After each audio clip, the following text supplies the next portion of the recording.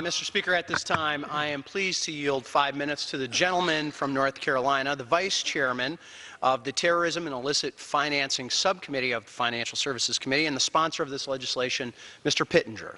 Gentleman from North Carolina is recognized, Mr. Pittenger. Thank you, Mr. Speaker. Today I rise in support of H.R. 2148, the Clarifying Commercial Real Estate Loans Act. And I'd also like to thank my colleague, Chairman Huizenga, Chairman of the Capital Markets Committee, for his leadership in our behalf.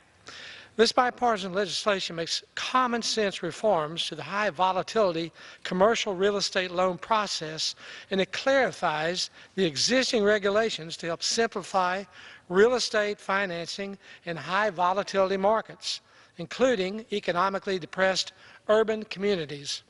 The complexity of the current HVCRE definition, combined with the failure of federal regulators to clarify and define HVCRE rules and how and where they are to be applied, has made certain that these development loans have become way too expensive.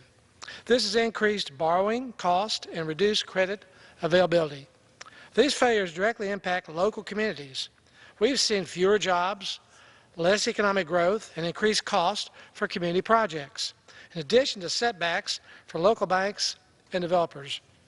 My bipartisan legislation addresses many of these concerns by broadening the types of equity that a developer may place towards the heightened risk requirements of an HVCRE loan.